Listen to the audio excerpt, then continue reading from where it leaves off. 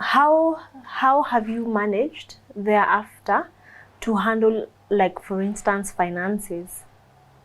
Finance. God has a sense of humor, and He likes playing it out on me. I am a very detailed person and very what do I call foresight in nature. So I plan things. So we had finance planned, the salary put on the table, then we plan, this going for this and this. So I had an even a rainy day saving. But on the Wednesday, and then after that happens on Friday, Andre calls and saying, all right, we've been looking for 5-acre piece of land for Shamia, so that the girl can have schooling, plans that we had. But now, where I am, honestly, there's no bank. So you just go to the account, you transfer the money to this car owner on Monday. And my hubby was very nice. He kept his word. If he sees on Monday for sure, the money would go back. Except Monday never came. So I had transferred all our savings to a transaction. So we had 0 savings. In January, we had taken a loan. I work for government, so government staff and the people get better rates for loans. So I'd just taken a 1.7 million loan. That was not a problem because I will still get my stipend that you agreed on. So I will pay the loan, my salary will pay the loan, and he will run the family errands, which was fantastic, except he's dead. So how much there was I remaining with after the loan has been cut? Exactly a third of the salary, government regulations. My salary was 30,000 after deductions. If I pay my tithe, if I pay my offering, I will remain 7,000. So the first challenge I had in finance was, I have 30,000. Lord, you knew. When I was taking this loan of 1.7 million, Lord, you are there. So we consulted you. Now, the person who used to pay the loan is dead. I have to pay. So I asked, why didn't you allow him to take the loan because you knew he was going to die? Anyway, so the first thing is, do I pay the tithe or do I not? Lord, you understand. But then I remembered the way we had struggled. I have never struggled with paying tithe. But the light of paying 10% offering was new to us. So it had been a journey walking through managing a 10% tithe and a 10% offering. Now, December of 2014, we had just achieved 10% tithe and 10% offering. And we even celebrated it. So now I am here asking, so, okay, if I pay 10% tithe and 10% offering, I'm remaining with 7,000. My rent is 15,000. My house girl is 4,000. If I'm to get to a job, I need another 7,000. I'm like, it doesn't add up. That was my first struggle with finance. I don't know. One day I just woke up from my house. I just woke up, showed up at my bank branch, filled the form and paid 10% and 10% offering, went back to the car and went to my house. The argument was very simple. Lord, I have struggled so hard to reach here. I'm not part of your problems. I will continue. You'll make the 7,000 enough for us. How you do it, I don't want to know. So I came to my house. I felt nice. I felt nice challenging God. I felt nice that God was fixed in a small box of ensuring that 7,000 is able to pay my rent, pay my girl, take me to work, and bring me back, and buy food in my house. And I waited to see how he's going to do it. And you know what? God showed up. Amen. He showed up physically, He did. Amen. First thing he did, he directed the church to pay 2 months rent. My church family did not contribute to the burial kitty. No, they didn't. The money they collected, they paid my house girl, they paid 2 months rent, and what else did they do? They did something else. The 3 things they did. And that was God making 7,000 enough for us. And then my high school classmates, as in high school, I'm not even in those chamas or high school or even in WhatsApp group, I'm not there. They call one day and say, Mildred, we want to come and see you. So I asked a friend of mine, what are they coming to do? I don't even know them. When they came, we brought 27,000 and a shopping. I was like, Lord, the way you provide. And I remember my uncle took over the shopping for my house. So my auntie would come. When I'm at work, she would just show up in my house, open the fridge and see, this is what is missing. Then she'll go to the supermarket, shop and bring. Then she'll go to her house. That happened until the first money came out. The first money came out from Circle. It was 150,000. When that 150,000 hit my account, that stream of money dried up. It just dried like that.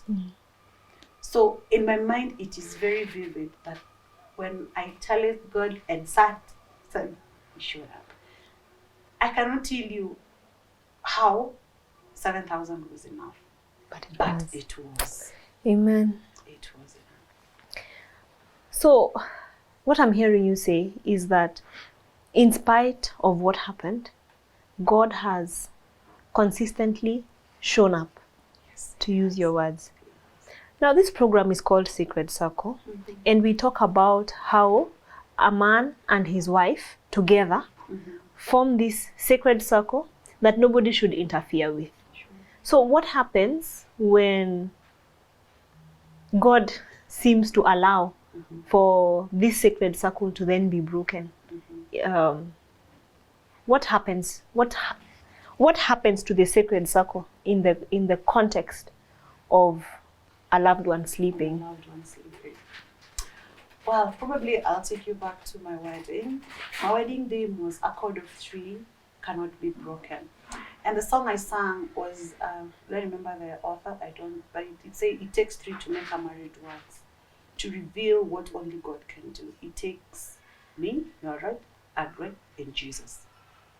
That was what was my plan, the plan in God. Me, Agri, and Jesus, we are going to be fine.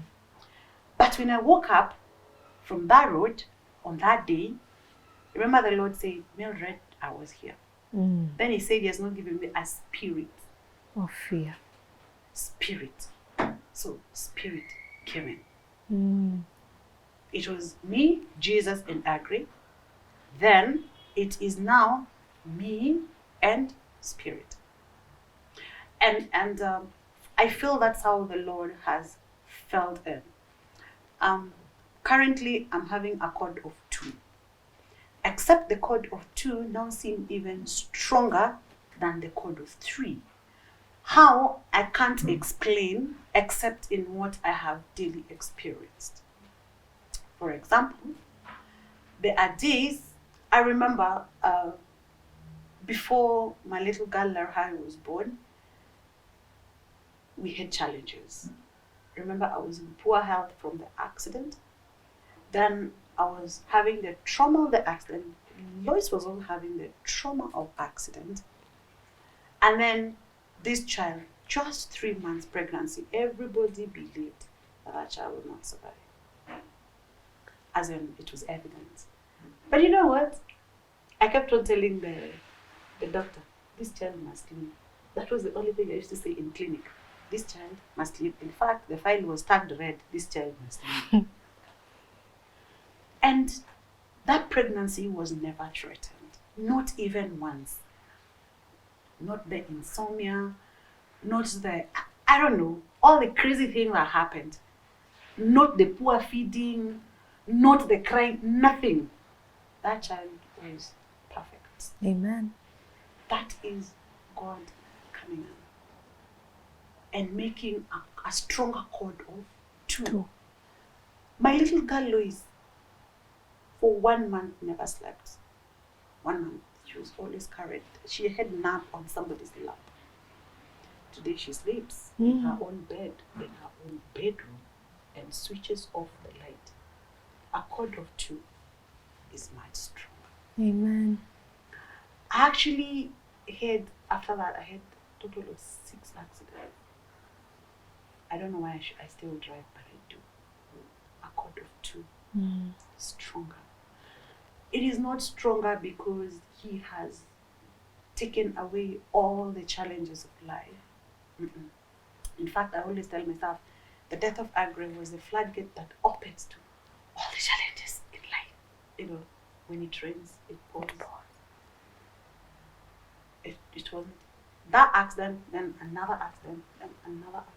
In one of the accidents, I almost killed someone. In one accident, my mother-in-law broke her thigh bone. I was like, Lord, I'm 5 months pregnant, Lord. How does my mother-in-law just break her bone again? But there I was in the hospital for 5 days, taking care of her. I don't have an arm to carry her, but I was there. A cord of 2 is stronger. Not because the challenges are not there, but he takes us through those challenges one by one. I always tell people, I still drive. And I drive many distance. I drive A long distance. Long distance, you know. Yeah. After 6 accidents, people should be too traumatized to, you know. I have a friend of mine who only had, you know, their car rolling over. Nobody was even hurt. They're happy. She doesn't drive. She's like, oh, me drive. I've had 6. And I still drive. It is the Lord. The cord of 2 is stronger. It's able to take us through the life challenges. Yeah.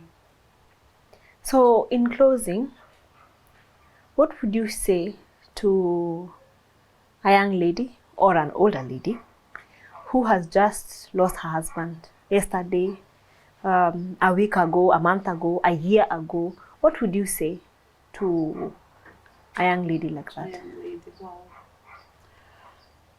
Death is difficult. Death is tough. Death is painful. Death is confusing. All that plus meaning. However, I would share with you Genesis chapter 1. In the beginning, God created the heavens and the earth. And the earth was formless and void and full of darkness. And the Spirit of the Lord hovered around the face of the deep. That has been my solace. That even the earth, when it came from the Lord, it was dark, it was void, it was formless. Just the way your life may be at this particular time. And in that darkness, you may be wondering, God, where is my hand, you know? But then the Spirit of the Lord hovered around the face of the deep.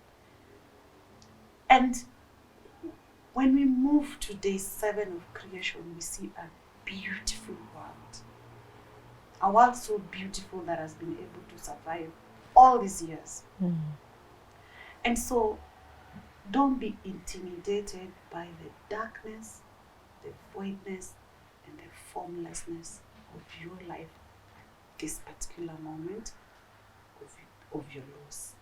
Just remember, as long as the Spirit of the Lord is still with you, the Lord will do the creation. Amen. He will speak light. He will speak beauty to your life. It will not happen overnight. In the process of time, you'll be able to look back and see that your tears were not in vain. You'll see that, wow, it was dark, it was formless, it was void, but the Lord has been faithful because He never fails. In the abundance, Johnson Flint writes, a song that I really love. When we have exhausted our store of endurance and our strength has failed ere the day is half done, when we reach the end of our hoarded resources, our Father's full giving is just begun, because His love is greater than, and His love has no limit, and His grace has no measure, and His power has no boundary known to man. That has been my testimony. I have seen the Lord take me through the depth of abyss, out to where I can smile, where I can talk, and I'm grateful. So be encouraged in your pain, be encouraged in your suffering, that the Lord will not abandon you. And I pray that you will not give up, that you will hold on to the Lord until you'll see His salvation. That's my prayer for you. Thank you. Thank you, Mildred. I'm sure it hasn't been easy, but thank you for sharing that with us. You're welcome. So, friend, we can see that regardless of your station in life, regardless of your situation, whether it is something difficult or something downright terrible, the Lord can still be trusted. The Lord can be depended upon. Thank you.